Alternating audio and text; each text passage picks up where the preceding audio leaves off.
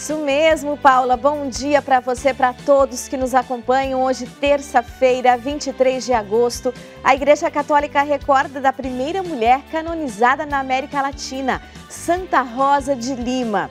Estamos chegando até você ao vivo da cidade de São Paulo. Hoje a capital tem um dia de sol com algumas nuvens e a máxima de 22 graus. Hoje não tem previsão de chuva, viu? Nossas equipes mostram as principais notícias sobre o Papa Francisco e direto de Brasília e de São Paulo você fica bem informado sobre as notícias dessa manhã. A gente agora vai para um intervalo, mas volta em 2 minutos. Veja aí o céu de Belo Horizonte, que tem um dia de sol com algumas nuvens e também sem chuva. Os termômetros ficam entre 10 e 25 graus.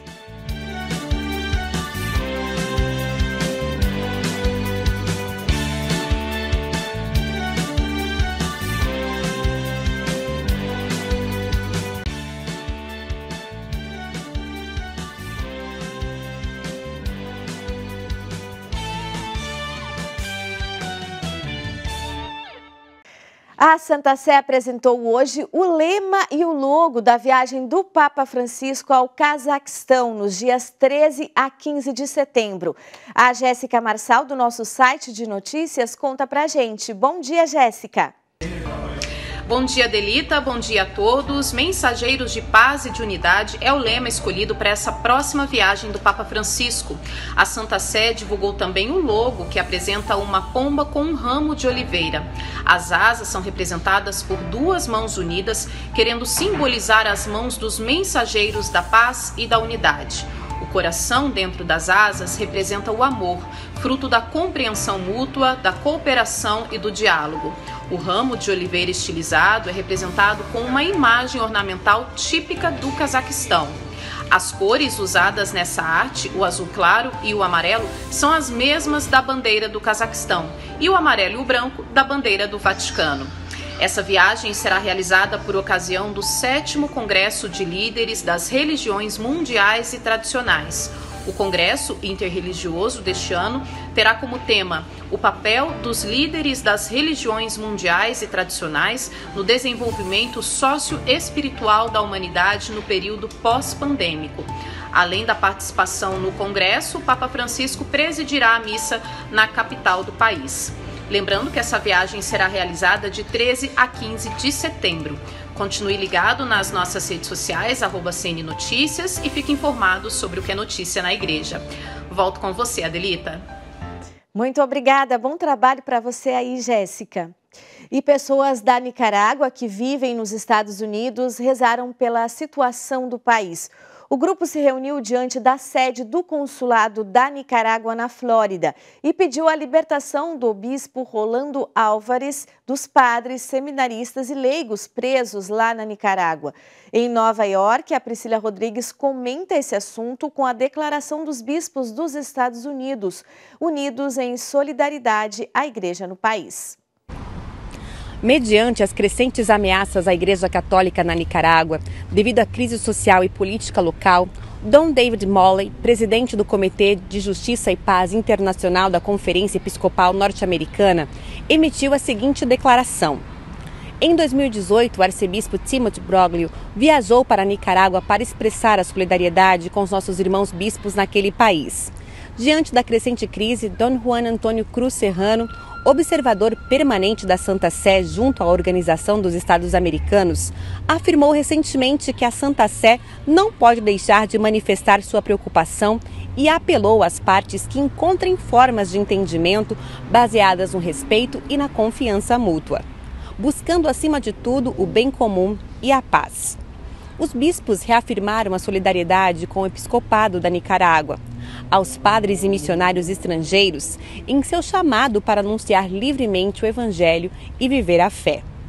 No domingo, o Papa Francisco rezou pela Nicarágua. Disse estar preocupado e triste com essa situação. Ele pediu para que se possa chegar a uma convivência respeitosa e pacífica por meio de um diálogo aberto e sincero. Priscila Rodrigues, de Nova York, para o Canção Nova Notícias, edição da manhã. O Papa Francisco se reúne no próximo sábado em Roma com os cardeais de todo o mundo para a realização de um consistório. O Emerson Tersigni fala mais sobre esse assunto. Para a gente falar sobre este assunto, eu converso agora com o professor Felipe Aquino. Professor, obrigado por aceitar o nosso convite. Para que o pessoal de casa e também da internet nos compreenda, o que é, na prática, o consistório? O consistório, basicamente, é uma reunião do Papa com os cardeais. E ele sempre usa isso para meditar sobre algum problema da igreja, alguma iniciativa, algum documento que ele quer lançar, e também para nomear novos cardeais. Basicamente é isso. Perfeito. E o Brasil terá 2 novos cardeais, Dom Leonardo Steiner, que é o arcebispo de Manaus, e também o Dom Paulo César Costa, que é arcebispo de Brasília. Qual que é o benefício destas nomeações, dessas criações de cardeais do Brasil para a nossa igreja de modo especial? Olha, como o Brasil é muito grande, tem uma das maiores conferências episcopais da igreja, né? Mais de 400 bispos. Então, é muito importante que o Brasil tenha cardeais que estejam ali junto do Papa, que levem informações para o Papa, né? Especialmente nessas 2 regiões, né? Amazônia e a capital, Brasília, que ali é o centro do poder. Então, é muito importante que esses cardeais aí levem para o Papa. O Papa é muito preocupado com a questão da Amazônia, né? E também a questão do governo, porque o Brasil tem um tratado assinado com o Vaticano. Perfeito. Professor, obrigado mais uma vez por aceitar o nosso convite, que Deus o abençoe. A cobertura completa deste consistório, às 17h30 do próximo sábado, na TV Canção Nova, também em nosso site de notícias, o noticias.cançãonova.com, e nos telejornais da TV Canção Nova. De Lorena, Emerson Tersigni para o Canção Nova Notícias, edição da manhã. E a seguir, os cuidados com uma doença silenciosa. Voltamos em 2 minutos. Antes, vamos dar uma olhadinha no céu de Brasília. Na capital do país, o dia vai ser de sol, com algumas nuvens e sem chuva. Termômetros entre 14 e 26 graus.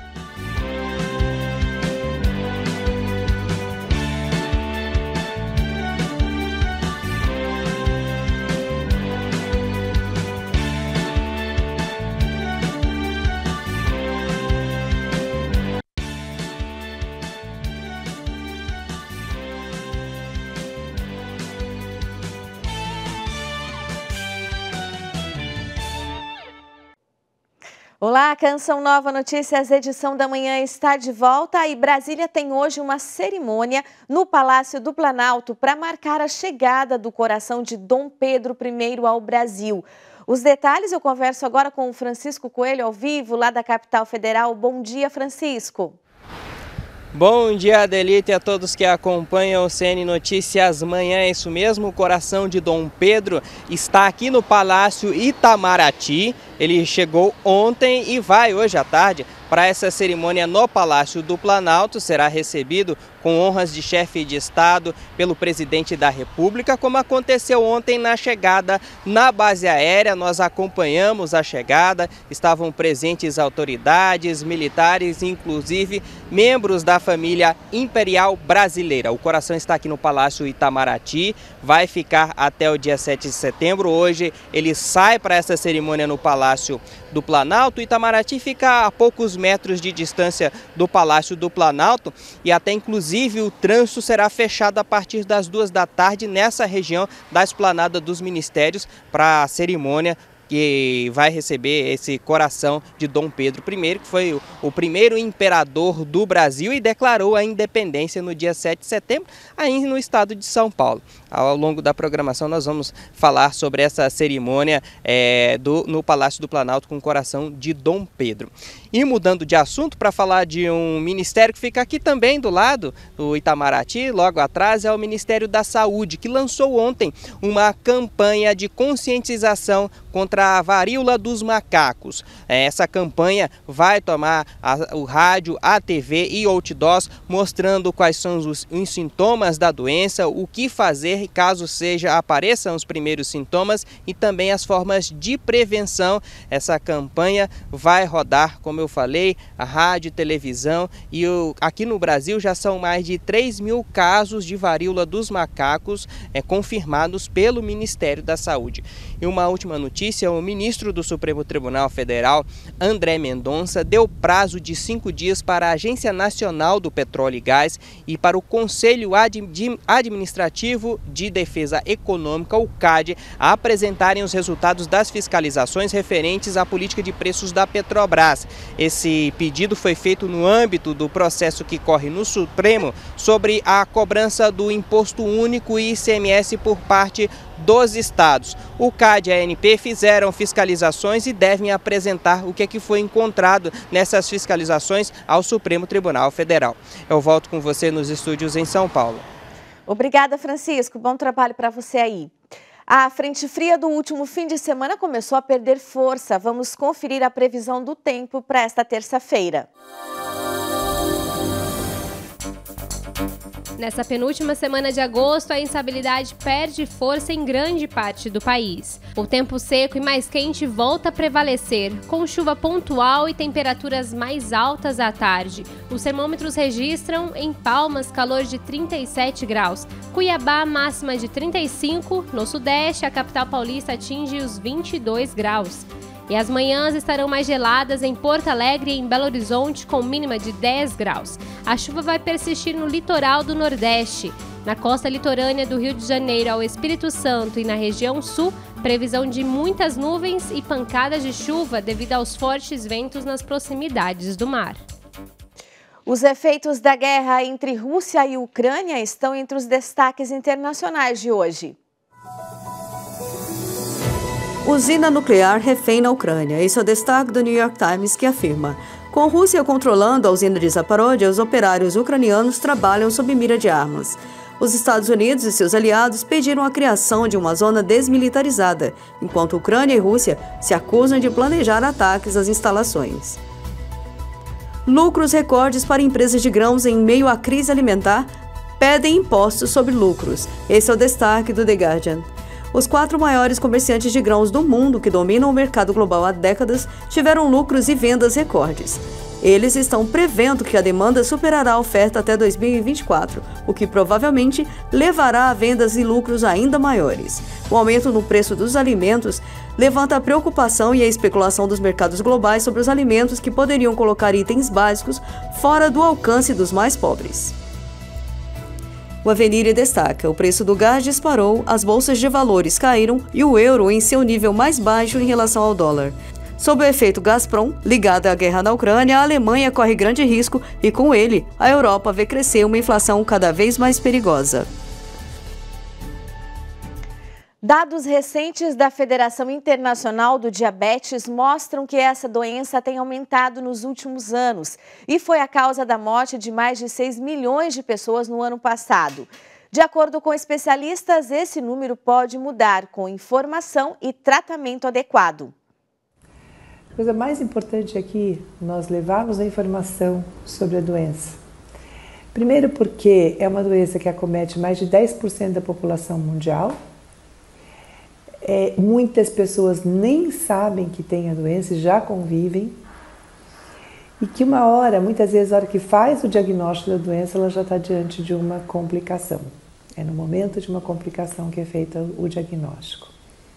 Por isso é tão importante para a gente mudar essa história em que nós tenhamos a possibilidade de levar informação para as pessoas que convivem com os fatores de risco ou que já apresentam pré-diabetes, para nós tentarmos evitar a evolução para a doença diabetes, para que a gente possa, diante de uma situação do diagnóstico de diabetes, que essa pessoa tenha acesso à educação em diabetes, que ela tenha acesso ao tratamento adequado e que ela tenha acesso às medicações. E a seguir, coroinhas da França vão se encontrar com o Papa Francisco. Vamos agora para um breve intervalo com imagens de Salvador. Por lá, sol com muitas nuvens e pancadas de chuva a qualquer hora, máxima de 27 graus.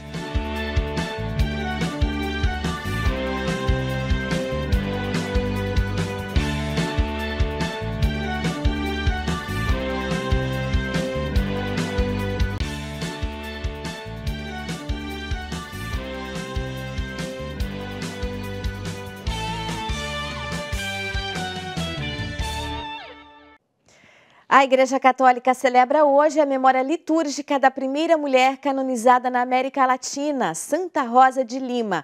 O Sidney Fernandes está em uma paróquia dedicada a essa santa e fala pra gente desse dia especial ao vivo. Bom dia, Sidney. Bom dia, Adelita, e a todos que acompanham a Canção Nova Notícias.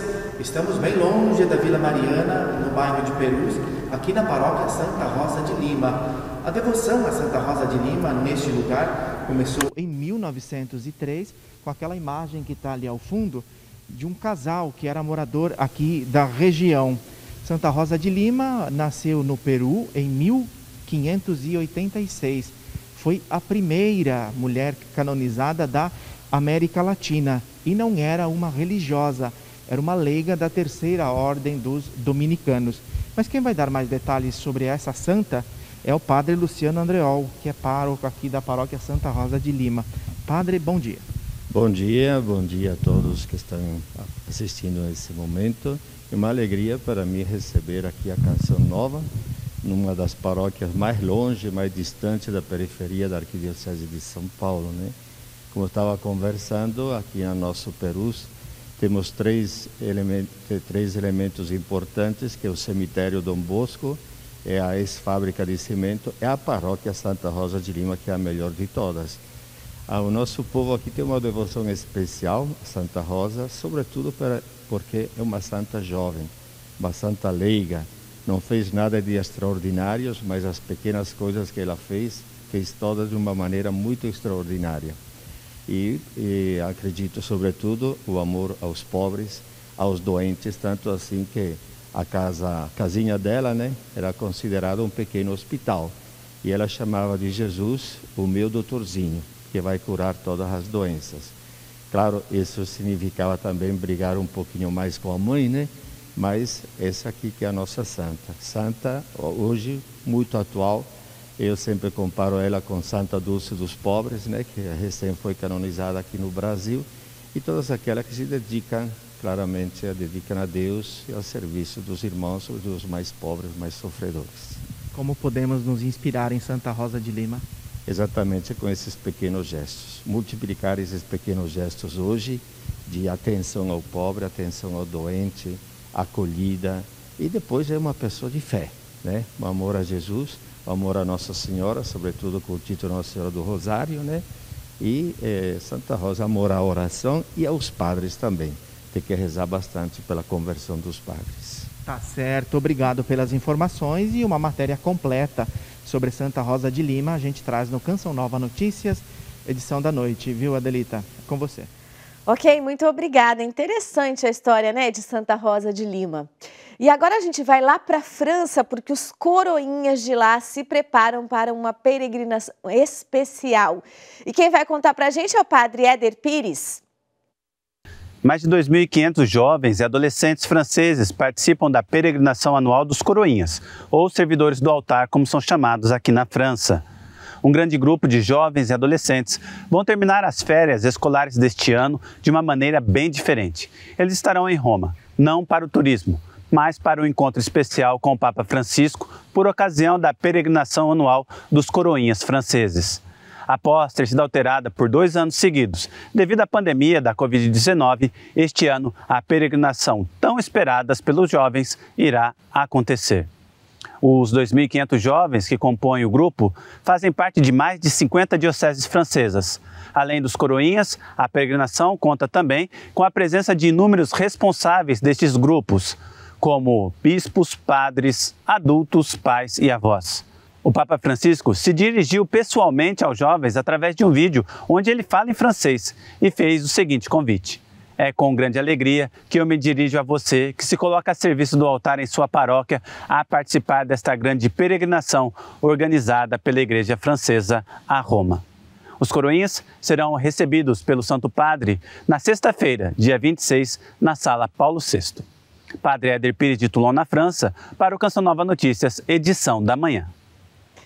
Obrigada, Padre Éder. E lá em Fátima, o Santuário e a Associação Silenciosos Operários da Cruz promovem um evento para pessoas com famílias, as pessoas e famílias que têm deficientes.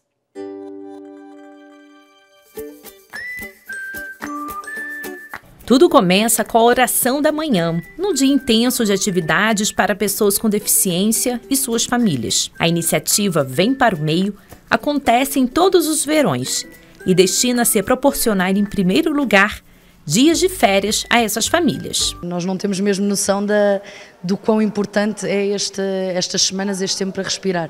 Aquilo que eu gosto de pensar, ou a analogia que eu gosto de fazer, é como estar o ano inteiro debaixo d'água e vir um bocadinho apanhar ar, não é? Subir à superfície para apanhar ar, para depois voltar a mergulhar na aventura que é também cuidar destes filhos especiais, destes jovens com deficiência. Promovido pelo Santuário de Fátima, no Centro de Espiritualidade Francisco e Jacinta Marto, o projeto tem o apoio da Associação Silenciosos Operários da Cruz. Muitas vezes, este é o único tempo de descanso durante o ano em que pessoas com deficiência são entregues a um corpo de voluntários. Nesta dinâmica, que é uma dinâmica também de espiritualidade, também é reconfortante, porque, falamos das nossas coisas do dia-a-dia, mas temos também uma outra lógica, não é? Temos uma outra dimensão espiritual que também nos ajuda. Fim de um ano é bom, mas isto já são 30 e tal anos, não é? É uma vida, é diferente. Isto é sempre um bocado bom para a gente, não é? É um bocado de alívio, é noites e noites e dias, sempre a cuidar.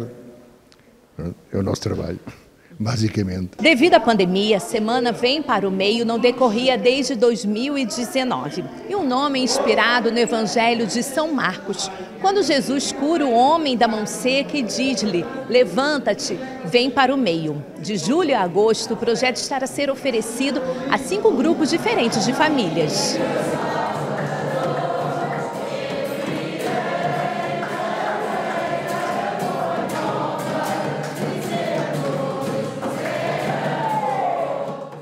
E assim, com essa bonita iniciativa, nós encerramos o Canção Nova Notícias, edição da manhã. A gente se despede hoje com imagens de Maceió. Fique com Deus!